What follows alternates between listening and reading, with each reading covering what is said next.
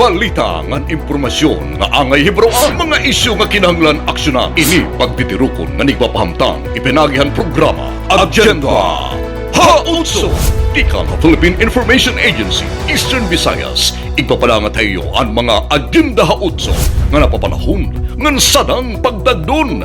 Eastern Visayas, Habagong Pilipinas. Ini ang iyo agenda. Maupay nga oras makasangkayan ini ang amon ika-26 nga edisyon ng Season 2 ng Agenda Hautso. Salamat han iyo paghalin susunod hini nga programa. Ako si Frederick Homeres. Pagumento ha taripa hang kuryente, guti nga paghamubo han inflation rate, pagitaas ang presyo ni iba pa nga parapliton, ini nga ni iba pa iginaabagahan mga ordinaryo nga Pilipino yan na. Haluyo hini aada permeng gobyerno nakaalalay ha aton nga tanan. Sugad na lahan uplift assistance program nga bawat barangay makikinabang program nga direkta nga ginpapadulot han mga katawhan. Presensyahan gobyerno ginaabat kutob ha mga kabaranggayan. Ako, Steffi Liborios. Tutok permi hamon kada semana nga edisyon han Agenda Hautso. Ngan permi niyo makikita ng Facebook pages han Philippine Information Agency Eastern Visayas. Ako, AJ Espinosa. Ang Agenda Hautso in iyo masusundan ang mga istasyon ng Radyo Pilipinas Calbayog, Radyo Pilipinas Sogod, ng Radyo Pilipinas Borongan. Upod pa ang 94.9 Infinite Radio Villaba, ng 94.5 DYRK Radyo Calgara, Hakarigara Leyte. Ini Jane Sanyanugay, ini an iyo. Agenda Hautso, Year 2. Agenda Hautso, Agenda Hautso. Uplift Assistance Program hang gobyerno nakaabot na hagitos-gatos nga mulupyo ha Borongan City. Aden report ni Jing Lera han PI Eastern Samar. Opisyal na nga gintikangan han Department of Social Welfare and Development didahan Hulyo 20 ang panhatag han bulig pinansyal ha ilarum han Unified Package for Livelihoods, Industry, Food and Transport o Uplift Program han gobyerno para han 850 nga mga pamilya dinhi ha syudad han Borongan. Ang dapit nga syahan nga panhatag in Gindumara ha Barangay A Covered Court para han mga benepisyaryo nga aada ha ilarum han bakit han dapit nga programa. Inihira ang mga pamilya nga nakilala nga mga low-income earners pinaagi han community-based monitoring system han Philippine Statistics Authority kundi waray kasaliwan han mga nahiuna nga dagko nga mga social protection program sugad han Pantawid Pamilya Pilipino program ngan walang gutom program. Ilarong hini nga flagship initiative han administrasyon ni Presidente Ferdinand Marcos Jr. ang kada kwalipikado nga pamilya in makakakarawat han tag 2,000 pesos kada bulan tikang yana nga Hulyo tubtob Disyembre han dapit nga tuig. Para gudlahan mga syahan nga bulan han implementasyon nag-alukar ang DSWD hinkabug-usan nga 1.7 million para han mga kwalipikado nga benepisyaryo ha syudad han Borongan. Dako gud nga pasalamat han mga benepisyaryo han uplift program han syudad kay dako ini nga igagaan para han ira pamilya. Urog na kay maiada na hira sigurado nga ikagagastos pagpalitin pagkaon ng mga panginahanglan. Nagpapasalamat at pinili nga may amin sa bulog ako nga programa. Salamat pa inyo pa. Pagkagas ko pagkaon. Diri aking gurumbisan ang program asya lain niya na. Ano na nakasawa lang.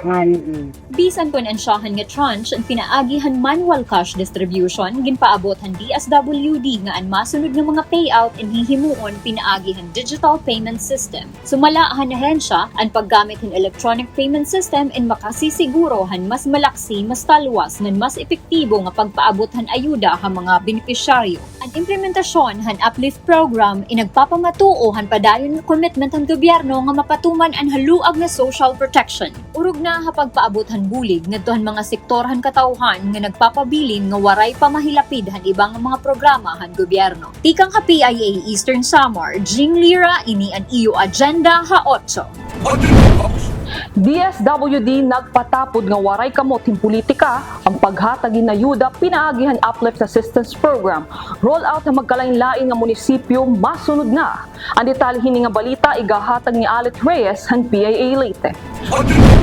Ginpatapo ng Department of Social Welfare and Development nga waray kamot kin politika ang pagpili ang mga benepisaryo para Unified Package for Livelihood, Industry, Food and Transport o Uplift Assistance Program. Sumalakan DSWD 8 Regional Director Grace Subong nga tanan nga mga kwalipikado nga benepisaryo in ginberipikar ang panglalaan base ang mga presente nga data system ang gobyerno sugadan CBMS. Because it's PSA who collect the data process the data at doon nga makikita din na sila nga ay nasa poor or non-poor category. So walang mga lista, any listang sinasabi or listahan na galing ng any of our partners. Kaapya listahan ng mga benepisaryo ang 4 piece nga nawalang gutom beneficiaries ang makakarawat in one time nga 2,000 pesos nga ayuda. Upod pa mga poor and near poor nga kategoryahan community-based monitoring system o CBMS nganhan mga low income earners and SSS nga nakita lain ubos in 20,000 pesos ang kada bulan. Dako naman ang naging pasalamat ng mga benepisaryo tika nga magkailain nga barangay ang syudad at Tacloban han mas pinahalapad nga ayuda han uplift assistance program. Inilabi nga hirain makakakarawat hini nga ayuda hasulod hin unom ka bulan. Taon. May survey, babayad it bill. Siyempre, papasalamat ako na atong gobyerno, nga nanagan kami ini nga assistant. Da ako masalamat at least na mga nga may panginapon ni Huwag yapon assistant. Ala kayo, kaon ma'am. Bukas sa Tiga nga Philippine Information Agency Leyte, Eni Alet Reyes, Inen EU Agenda 8. Sobra 8 milyones pesos nga kantidad in uplift assistance. Ginpadangat ang Katbalogan ngan Calbayog City. A report magtitigang gan Aaron Cotihar and PIA Samar. Nakakarawat hintig 2,000 nga uplift assistance tika nga Department of Social Welfare and Development o DSWD. Ang sobra upat kayukot nga pamilya hakat Balogan ngan Calbayog City hagin buhat nga magkadurungan nga payout han Hulyo 20. Lumala kan DSWD Secretary Rex Gatchalian, panuyuhan uplift assistance o Unified Package for Livelihoods, Industry, Food and Transport nga maghatagin malaksi nga pinansyal nga bulig ha mga pamilya nga apektadohan pagsakahan presyo han gasolina ngan mga paraliton. Sa 2,000 pesos, sasapat na yon na hindi naman ito kumbaga para mabayaran lahat ng kanilang gastusin, kundi para mapalitan yung maaring nawawala dahil tumaas yung presyo ng bilihin. Sa nga senior citizen nga taga Katbalogan City, ang nagpabot niya pasasalamat han iya nakarawat nga ayuda. Sumalaha iya, dako ini nga bulig para makapalit hin medisina ngan pagkaon. Kapalit gamot sa akong lawas, tapos pagkain ko. Para stroke ba? Tinang kahit upat na lang kabugot. Amoy papalit ko. Kung salamat nga nakakuan gihapon ako hini. Nakatagamtam nga nakabulig gihapon na akong tulugaringon nga lawas. Dato nga salamat. Sumala naman kan President Ferdinand Marcos Jr. bahay ng uplift assistance nga padayon na panalimbasog ang gobyerno nga mas maging malaksi ngan mahapsay ang pagpadangat han ayuda ngadto ha mga benepisyaryo. Tika nga PIA Samar, Aaron Cotihar, ini ang new agenda 8. Aludayday han Social Civic Projects Fund ni Presidente Ferdinand R. Marcos Jr. igin pahamtang ang mga barangay officials han Maasin City. Ang report tikang Kanbong Pidalino han PIA Southern Leyte.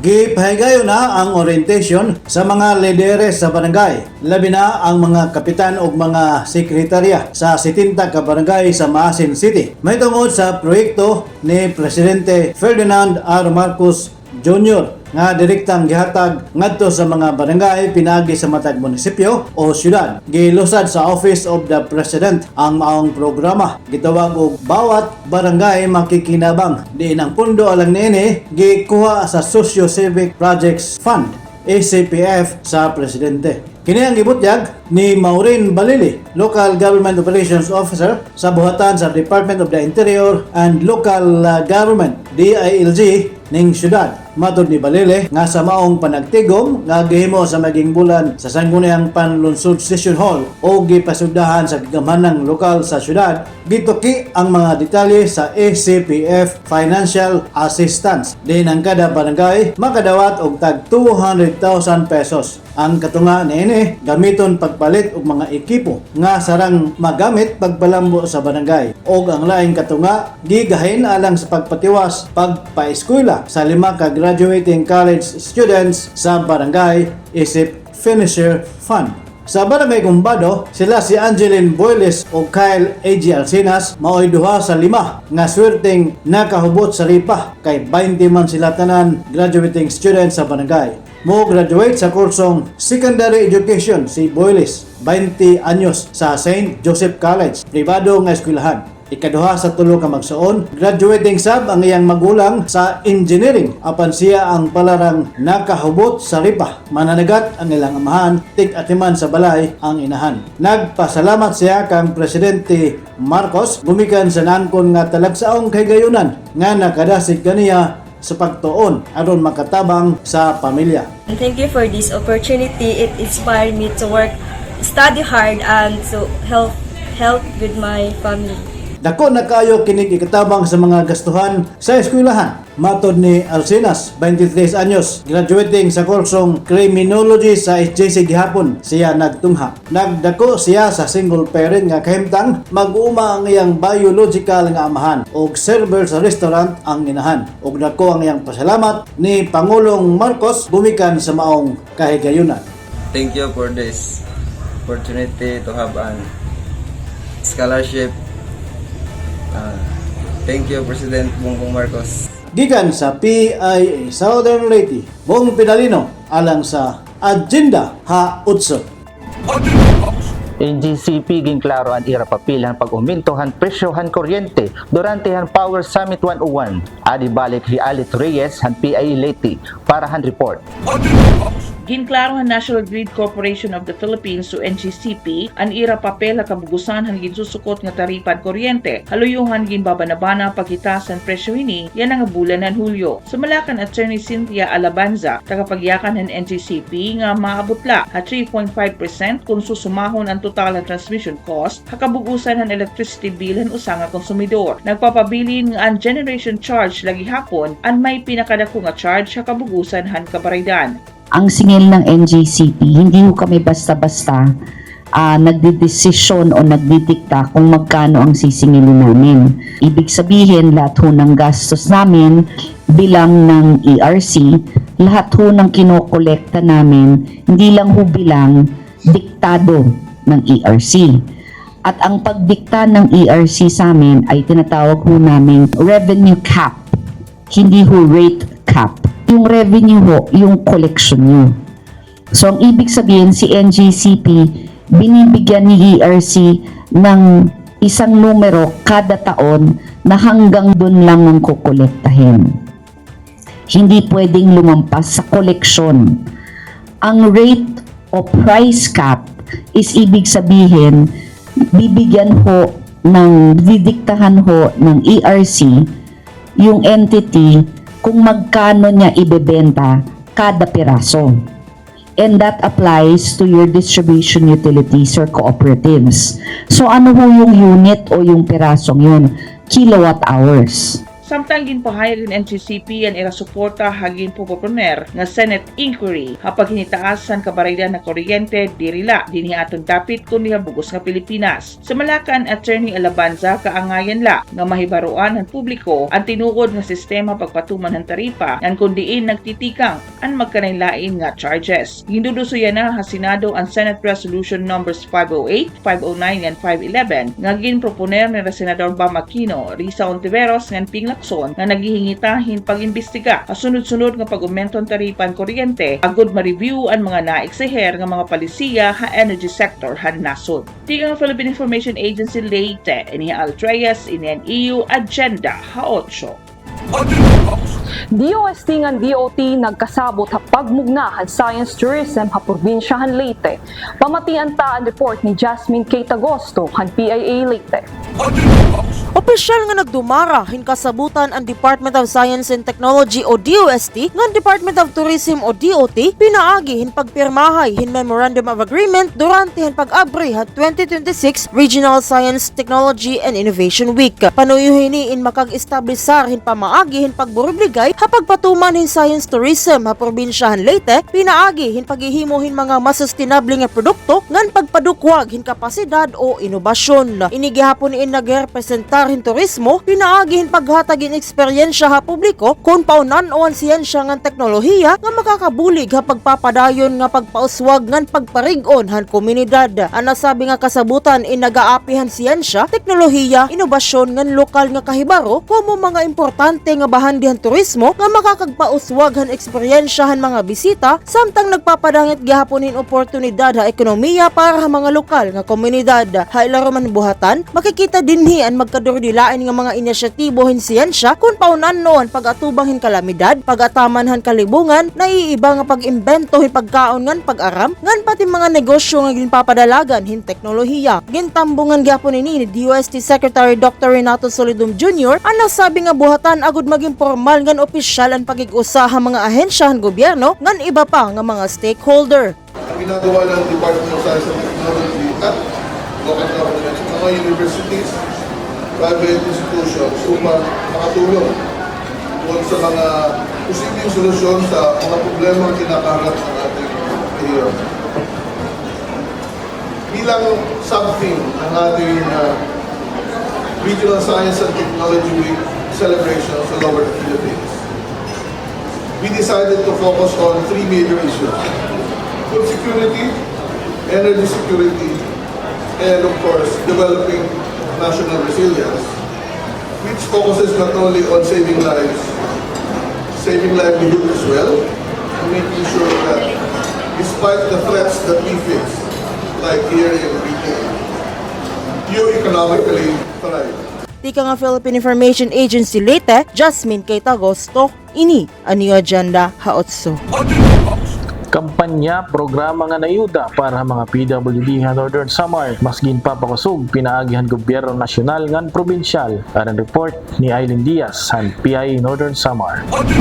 Sa pag-obserbar sa National Disability Rights Week nga natutuon sa Hulyo 17, 2023, gintagan bugat ang kampanya nga advokasya sa mga katungod sa kada tagsa nga yaon kapansanan. Nasugad si Ms. Kirstine Tobes ang gindesignar nga Provincial Persons with Disability Affairs Officer o PDAO nga natigkusog na ang mga programa para sa PWD labi na kay mandato na sa balaod nga ang kada bungto magtindog na sid opisina o buhatan para sa niya sektor ngan ginduduso sa yana ang digitalization sa PWD registration. Makusog agin kakampanya sa sektor sa PWD nga bisan sira yaon kapansanan yaon sira may bubulig sa sosyedad. Tagan la sira sin oportunidad mawara ang stigma ngan diri ila sira ig-discriminate. Nasugad si Anthony Donis, presidente sa PDAO Northern Samar, nga diri sa nga tanan nga panahon ang persons with disability resipyente la sa mga programa sa gobyerno. Lugod kasubong sira sa pag-uswag kayaon man sira na babaruan. May aram man sira ngani sa Norte San Samar na pamatud-an ang ira kapas sin pagkayaon kilala nga huwis o administrador sa hustisya nga sayo nga PWD.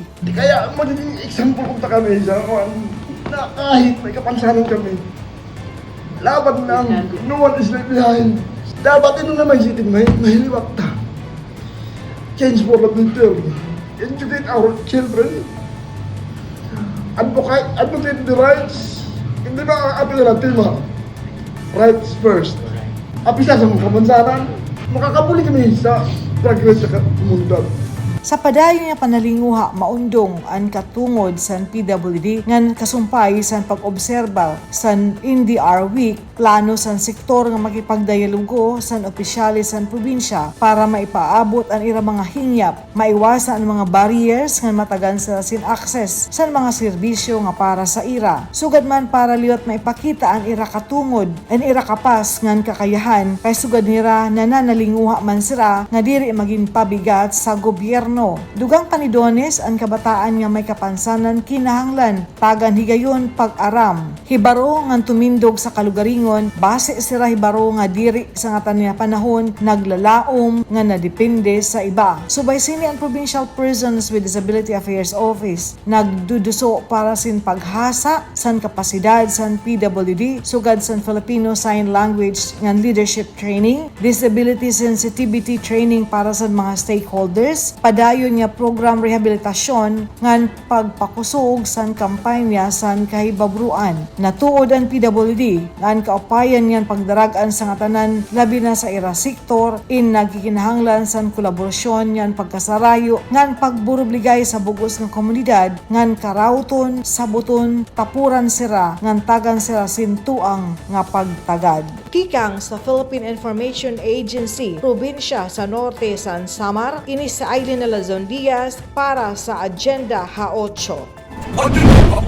Upat nga innovators tikang Visayas ginkilala han DepDev mananaglawas sa 2026 Presidential Philippine Innovation Awards. Adon report ni Sol Alarcon han PIA Eastern Visayas.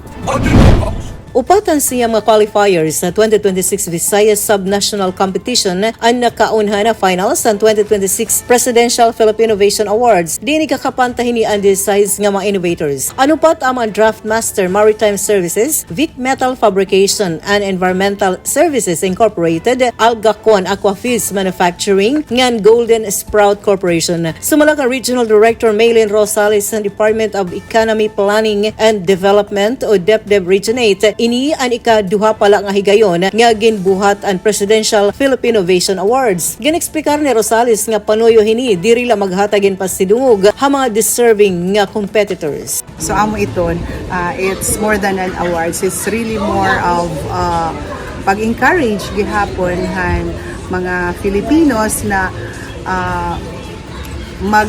mag-isip, no?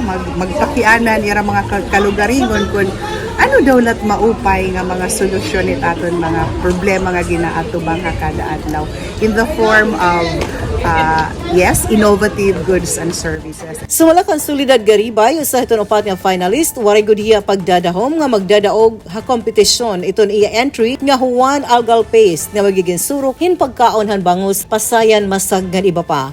Unexpected and so overwhelming because I know I did my best for this, but during the delivery, I'm not that satisfied.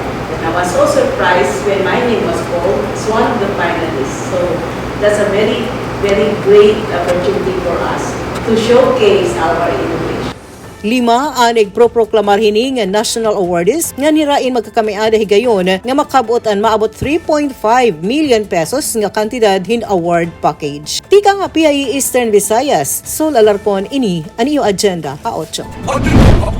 Nagpadayon ang provincial government sa biliran sa pagpaningkamot nga makakuha og 250 ka milyon ka pesos alang sa retrofitting sa karaang Biliran Bridge aron mapataas ang load bearing capacity nini ug mapagaan ang pagsaka sa presyo sa mga paliton sa probinsya. Matod ni Biliran Governor Rogelio G. Espina, personal niyang gipaabot sa Department of Public Works and Highways ang hangyo sa probinsya alang sa 250 ka milyon ka pesos nga pondo aron mapalig-on ang karaang Biliran Bridge. Gilaw man usab nga mabot ang grupo sa mga eksperto aron susihon ang samtangang kahimtang sa tulay ug mahibaw-an kung pila na lamang katulada ang kaya niini. Ipasa natin yung concern natin na sana masigurado nga yung worth 250 million pesos needed to further improve the load-bearing capacity ng Old Biliran Bridge.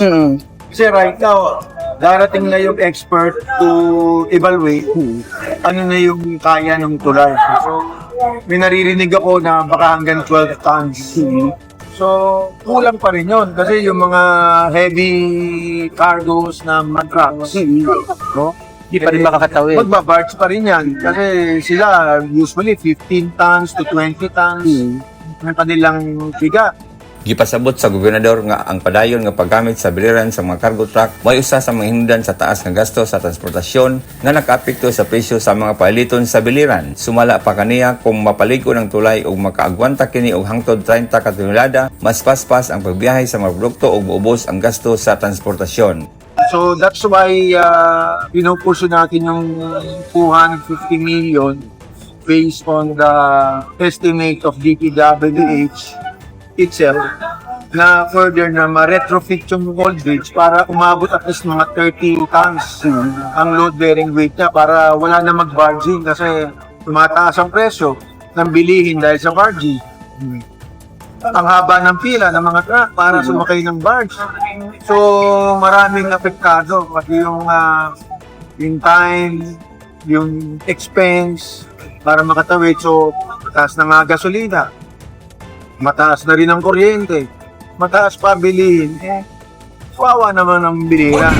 Gipasidunggan usab ang probinsya isip unang recipient sa DOST Mobile Command and Control Vehicle sa Eastern Visayas. Gipakita ang mga proyekto atol sa 2026 Science, Technology and Innovation Week nga nagtampok sa mga kabaguhan sa disaster resilience, digital agriculture, artificial intelligence, robotics, aquaculture ug sustainable energy. Gilunsad usab ang modernisadong regional standards and testing laboratory ug nagkalaing innovation hubs aron mapalig-on ang research ug teknolohiyang magamit sa mga lokal nga pangagamhanan. Talagang nagulat din po kami. Kasi hindi biro po yung worth 17.8 million na magbibigay ng isang command vehicles na magagamit in times of calamities or approaching strong typhoons and even in many big events para masigurado mo nakasync lahat ang communication, ang instructions, ang efforts and services para to prevent any unforeseen problems. Kaya sabi ko, swerte ng probinsya po ng Biliran kasi ito yung first na launching ng programa ng DOST at kami yung kauna-unahang probinsya sa Region 8 na mabibigyan. Matod pa ni Governor Espina, gamiton sa probinsya ang mobile command vehicle aron mapalig-on ang disaster response ug emergency coordination. Mipasalig usab siya nga ipahibalo sa DOST ang performance sa mga kagamitan ug mosugyot og dugang nga teknolohiya aron mas mapalapad pa ang serbisyo niini. Gidugang usab sa gobernador nga padayon ang smart farming program sa Biliran din regular nga ibansay ang mga mag-uma sa paggamit sa modernong teknolohiya. Lakip sa iyong nakita nga mahimong maangkon sa probinsya mo paggamit sa unmanned aerial vehicles alang sa soil analysis, crop planning o epesyenteng pagdumala sa produksyon sa agrikultura. Hindi mo sa totoo lang, kailangan. Hindi na ang tune of the times yung providing science and technology to everything. Kaya nagpapa-smart farming na po, na training kami in several clusters of farmers in the province. Actually, dinoble namin yung natitrain. Almost every 2 months, meron tinitrain na, more or less, na clusters of farmers. Kailangan nila yung technical science technology ni Simo. Naglaom ang provincial government abiliran nga pinagi sa suporta sa national government sa mga proyekto sa infrastruktura o siyensya ug teknolohiya mapalig-on ang ekonomiya, moubos ang mga presyo sa mga paaliton ug mas mapauswag ang serbisyo publiko alang sa mga Biliranon. Gikan sa Philippine Information Agency Biliran, Rodrigo Victoria, kini ang inyong Agenda Haotso. Haatong ratsada balita yan na. Inflation rate han sinirangang Visayas humini nga da 7% habulan ng Hunyo. Bangko Sentral ng Pilipinas utro nga nagpa-aumento ang interest rate hapautang ha bangko agud mabalansin pagitaas ang inflation ha nasud. Ang detalye hini nga mga ratsada hin mga balita masunod na. Ratsada Balita! Umabubuan inflation rate ang sinirangan Visayas nga dahil 7% idahan bulan ng Hunyo, tigang nga 8.2% ang sundan nga bulan ng Mayo. Subay ang pinakauri nga report ng Philippine Statistics Authority. Nagpapabilin nga itaas ang presyon mga parapiton kundi naghinay ang pag-umento di dahan nasabi nga bulan. Pinakitaas nga inflation rate nga na-eksperyensyahan ha sinirangan Visayas. Ini daha bulan han Abril nga umabot sa 8.5% nga uubos ini nga to 8.2% di dahan bulan han Mayo. Nangyayagin susundan ng 7% para bulan han Hunyo. Pinakadako nga nakontribuyer han pag-ubos sa inflation rate amo ang food nga non-alcoholic beverages nga may ada 57.1% nga inflation rate, sinundan ang transport nga 20.3% nga ng housing, water, electricity, gas nga other fuels nga may ada naman 13.6% inflation rate. So, medyo na-slow down yung ating rate of increase. So, yung ating inflation rate is not down. Yung inflation rate kasi, this is the rate of how fast the prices of goods and services change on a year-on-year basis. Kasi yung comparison naman natin for the inflation rate this month is the same month of last year. Hindi naman sinasabi na there is still an increase in the prices but a slower pace Kumbaga, may increase pa gihapon kay positive pa man lang atong inflation rate. Bisan kung naghina ang inflation rate hariyon, nagpapabilin nga mas taas kontrahan national average nga 6.4% parahan pareho nga bulan. Iniin nga signon nga ang gastos sa mga importante nga parapiton nga serbisyo padayon nga nakakaghatag hinbugat ha mga panimalay habugos nga sinirangan Visayas. Kalsada Balita! Upo nga nagpatumanhin panibago nga monetary policy ang Bangko Sentral ng Pilipinas, hapanuyo nga mas mapahimubaan ang inflation rate nga ada 7% didahan bulan ng Hunyo. Ang bago nga palisiya amo ang pagpaitas ang interest rate o porsyento ha mga pautang ha bangko ngadtuhin additional nga 25 basis points. Ini nga bago nga interest rate kadugangan nga pag-aumento hanahiuna nga pagitaas ang interest rate didahan bulan ng Abril. Sumalakan Erma Lagarto, Bank Officer ng BSP 8, maabot na ha 4.75% ang interest rate ng mga pautang ha bangko ha pagkayana nga niniin nakakagpugong ha mga mulupyo nga mangutang nga lugod anay makabihan Bangko Sentral ang sirkulasyon ng kwarta. So 4.75 na po siya. So what's the effect of this? It will also serve as a signal for the banks to increase their interest rates also in terms of borrowing. So mas mahal na yan ang pagpautang. So anong effect ito ha economy? The movement of money again is from the economy going back to the PSP, siphoning off of money. So ginagawa ito ni BSP so that eventually makalibrate naton and ma-achieve naton ang inflation rate naton na 3%. Positibo ang BSP nga hapagpatuman himhugot nga monetary policy, makakabot ang ekonomiya ang 3% inflation rate target han nasod kutob pa han tuig 2028. Tika nga Philippine Information Agency Leyte para Ratsada Balita, ini Alex Reyes, ini ang EU Agenda Ha-8.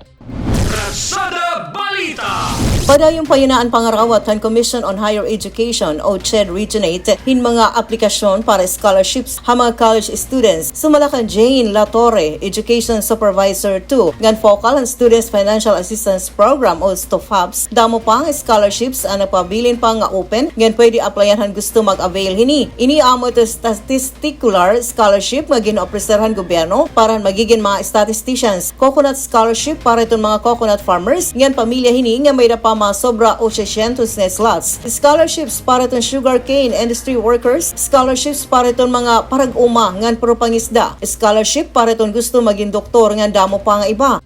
We have the CHEDMER Scholarship Program or the CMSP, then Coconut Scholarship Program or COSCO, then we have Agricultural Competitiveness Enhancement Fund, Grants and Aid for Higher Education Program or ASEP, then Scholarship for Future Statistician, then the Sugarcane Industry Development Act Scholarship Program, the Medical Scholarship and Return Service. We have also new scholarship program, the Bagong Pilipinas Merit Scholarship Program, then the Scholarship Program for Special Equity Groups, and the Allied Health Experiential Assistant for Deserving Student Grant. Samtang ang BPMSP o Bagong Pilipinas Merit Scholarship Program inapuno dayon nga hundiin ang deadline hini inaglabay pa nga Hunyo 30. May nagihapon one-time financial grant ang gobyerno ha kantidad nga 25,000 pesos para mga nakuhahin kurso nga nursing, medical technology, midwifery, physical therapy, nga iba pa nga health-related programs. Ipinaagi ang programa nga AHEAD o Allied Health Experiential Assistance for Deserving Students Grant. Iniin matatagamtaman kung ano sang estudyante ina eskwela hamasunod nga mga eskwelahan. Biliran Province State University Main Campus, Eastern Samar State University, Eastern Visayas State University, Samar State University, Northwest Samar State University, University of Eastern Philippines, University of the Philippines Manila, School of Health Sciences, Visayas State University, Western Leyte College of Ormoc City, Asian Development Foundation College, Christ the King College of Calbayog City, Colegio de Santa Lourdes of Leyte Foundation, Doña Remedios Trinidad Romualdez Educational Foundation, St. Scholastica's College of Tacloban, Holy Infant College of Tacloban, ngan iba pa. Para gusto maka-avail hini nga mga scholarships, bisitahala ang buhatan ng CHED Region 8 nga namumutang Athletic Road, Barangay 43-B, Quarry District, Tacloban City, o tawag ha telepono 0927-7685537. Tika ha PIE Eastern Visayas, para Ratsada Balita. Sol Alarcon, ini ang iyo agenda haot. News and Information Center. Hanyusan Information Center, masobra 17,000 nga kablas, near-poor nga low-wage earners sa Sinirangan, Visayas, nakakarawat han uplift assistance. GSIS, padayon pagkarawat hin mga aplikasyon para han STEM subsidy program. Tikang Hanyusan Information Center, aadihin ni Lupido han PIA Eastern Visayas. News and Information Center. Masobra 17,000 nga benepisyaryohan uplift assistance o Unified Package for Livelihood, Industry, Food and Transport han gobyerno ang nakakarawatin tag 2,000 piso sa siyahan nga adlaw han durungan nga payout nga ginbuhat sa iba-iba nga lugar hariyon 8 didahan Hulyo 20. Ha direktiba ni Presidente Ferdinand R. Marcos Jr. pinangunahan han Department of Social Welfare and Development Field Office 8 ang distribution han ayuda hapanuyo nga maprotektaran ang pakabuhian mga Pilipino labi na ang kablas nga mga pamilya darahan epekto han padayon nga tensyon ha Middle East. Haylarom han uplift assistance makakakarawat hin one-time nga ayuda ang mga benepisyaryo han Pantawid Pamilyang Pilipino Program o 4Ps ngan walang gutom program. Samtang makakakarawat naman hasulod hin 6 ka bulan tikang yan nga Hulyo ang mga kablas ngan aadahan near poor nga pamilya nga diri benepisyaryo ang 4Ps ngan walang gutom program sugad man ang low wage earners ngan diri benepisyaryo hin anuman nga regular nga ayudahan gobyerno. An uplift assistance and 4Ps beneficiaries in makakarawat pinaagyan ira GCash o land bank accounts kan ini nagtikang didan Hulyo 21. Samtang manual payout naman ang distribusyon ang mga benepisyaryo han walang gutom program makablas nga near poor nga napili pinaagihan 2024 community-based monitoring system han PSA ngan mga magtatrabaho nga may SSS monthly salary credit nga 20,000 pesos o habubo pa. News and Information Center. Halay niya sumat, padayon niya nangangarawat yan na in scholarship applications and government service insurance system para han GSIS subsidy for science, technology, engineering, and mathematics usang scholarship assistance program nga naghahatag yung pinansyal nga bulig ng mga anak han kwalipikado nga aktibo nga membro han GSIS agud makapadayon pag-eskwela ha STEM courses ha kolehiyo. Ang mga mapipili nga benepisyaryo in makakakarawat hin 15,000 pesos nga bulig pinansyal kada academic year nga magpapadayon tubtub mahuman ang IRA degree program o kurso basta masusunod la ang mga requisitos han programa. Para maka-apply, kinahanglan mag-nominate hin usa ka anak ang regular active member nga may permanente nga trabaho, salary grade 15 o ubos pa nga updated ang GSIS premium contributions. Ang nominado nga anak in kinahanglan ma first year college student pala, may general weighted average o grado nga diri maubos sa 90% sa senior high school, waray bagsak nga grado nga nakapasar o nakarawat na ha GSIS Identified STEM degree program. Kada academic year may ada 1,000 scholarship slots nga ginhahatag ang GSIS para mapipili nga aplikante ha bugos nga nasod, lakip na dinhi ang nakareserba nga 20% para ha persons with disabilities, indigenous peoples, ngan solo parent. May dugang liwat nga cash incentive para sa mga scholar nga magraduar nga may Latin honors, kadugangan nga 50,000 pesos para han magraduar nga summa cum laude, 30,000 pesos para ha magna cum laude, ngan 20,000 pesos para ha cum laude. Para han interesado mag-apply tubtub lagos sa 31 yan nga tuig ang pagkarawatin aplikasyon. Para han kadugangan nga detalye, bisitahan la ang GSIS website ngan Facebook page nga makikita ha iyo screen. Pikang ha News and Information Center han PIA Eastern Visayas, ini hinil dalit lupido ngan ini ang iyo agenda ha 8. Istorya Panlawas. Magpapadangat ang mga bagong impormasyon nga nakakaapekto han kahimsog hanaton Panlawas. Istorya Panlawas. Mga impormasyon ha mga tambal o paglikay han mga magkalain-lain nga mga sakit nga nakakabalaong ha panlawas ang mga tao. Iyo may babatian ha Istorya Panlawas. Istorya Panlawas, masunod na. Maupay nga oras mga kasangkayan. Ako Ella Sumayon, magpapadangat han istorya panlawas, yan ang edisyon han agenda ha 8. Pag-istoryahan natin yan na ang Pinggang Pinoy. Ang pamaagi han Department of Health ngan Food and Nutrition Research Institute para habalanse ngan mahimsog nga pagkaon. Ang Pinggang Pinoy usa nga visual guide nga nagtututdohan paunan o magkaonin gusto nga kadamuon ngan klasihin pagkaon hatag sa nga pagkaon. Ang katuyoan hini amal pagbulig ha kada Pilipino nga maging mahimsog ngan malikayan ang mga sakit nga may kalabutan ha diri husto nga nutrisyon. Ako naman Hincolya Barre. Anong Pinggang Pinoy? Ang Pinggang Pinoy usa nga simple ngan masayon masabtan nga paagi nga nagpapakita ngan angay proportion han 3 main food groups and go, grow, and glow. Usa nga pinggan ginaagat hini ang pagkaon hin iba-iba nga klase hin masustansya nga pagkaon kada adlaw. Ano ang angay maglakip ha pinggan? Ang katungahan pinggan kinahanglan punuhin mga utan ngan prutas. Ano sa kabahin kinahanglan para hakanon o iba pa nga pagkaon nga may carbohydrates, sugadhan kamote o mais. Ano sa pangabahin kinahanglan para hapagkaon nga may protina, sugadhan isda, manok, karne, itlog o beans. Ayaw liwat hingalimti ang pag-inumhin igo nga tubig ngan pagnikay ha sobra nga matatamis, maaasin ngan matatambok kapag kaon. Ano ang mga benepisyo han Pinggang Pinoy? Ang pagsunod ha Pinggang Pinoy, nagkakabulig ha pagbilin, hinhusto nga timbang, pagpakusog han resistensya han lawas, paglikay ha diabetes, high blood pressure, ngan iba pa nga lifestyle-related disease. Paghatag hinigo nga enerhiya para hadlaw-adlaw nga buruhaton. Paunan o naton masusundan ang Pinggang Pinoy.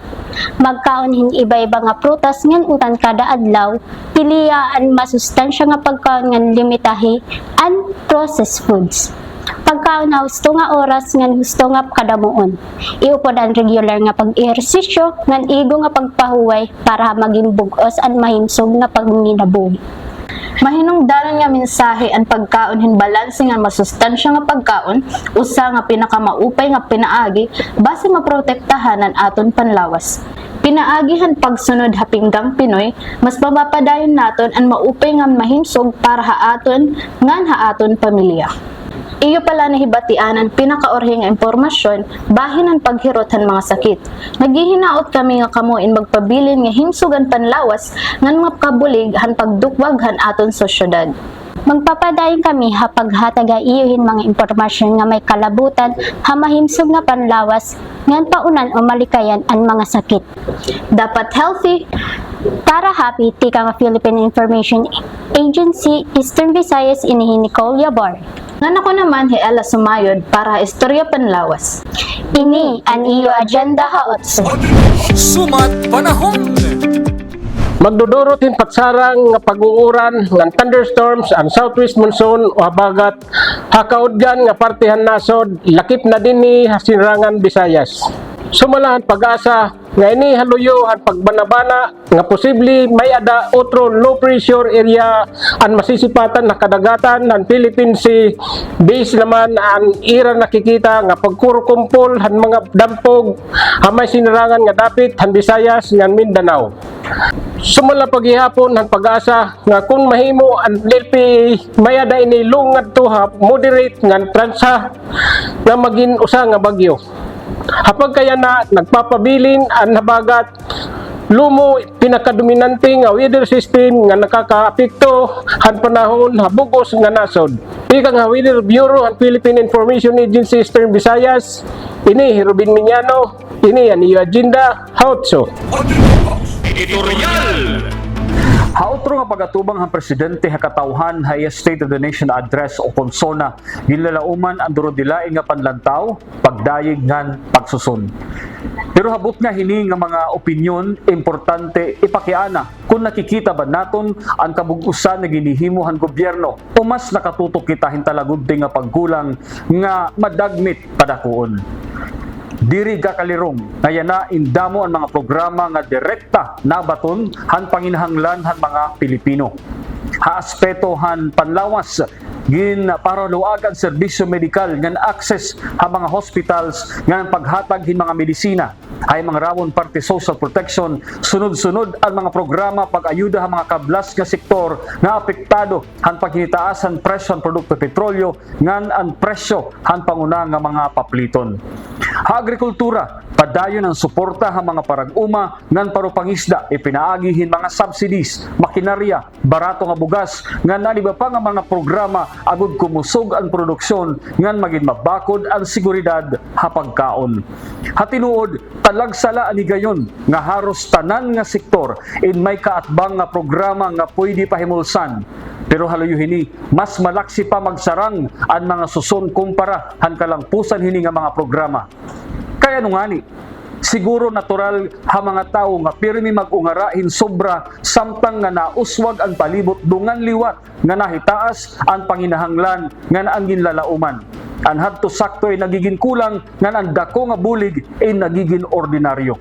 Ha panahon itong social media, mas malaksi gihapon magsarang ang mga negatibo nga mga balita kumpara ha mga positibo nga pagbabago. Ang gutiay nga pagsayo o pagkukulang in madagmit makatabon han napulo nga maupay nga nahimo han gobyerno.